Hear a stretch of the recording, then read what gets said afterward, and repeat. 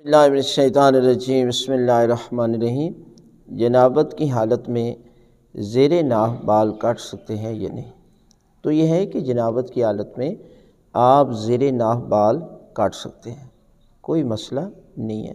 دیکھیں، جنابت ایک نجاست ہے اور اس نجاست کو دور کرنا ضروری ہوتا ہے، لہذا یہ غسل کے ذریعے حاصل ہوتی ہے۔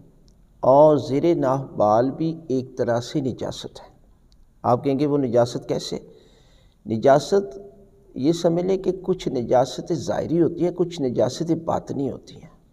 مثلا اب ایک نجاست ہے کہ انسان کے جسم پر لگتی ہے، منی، اور ایک ہے نجاست جو انسان کے دماغ میں بھی ہوتی ہے اور باڈی میں بھی ہوتی ہے۔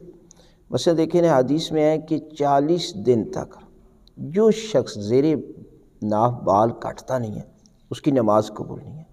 آپ دیکھیں اس قدر زیر ناف بال کو کاٹنے کی کتنی اہمیت ہے، لہذا آپ غسل جنابت کرتے ہوئے زیر ناف بال کاٹ سکتے ہیں، کوئی مسئلہ نہیں ہے۔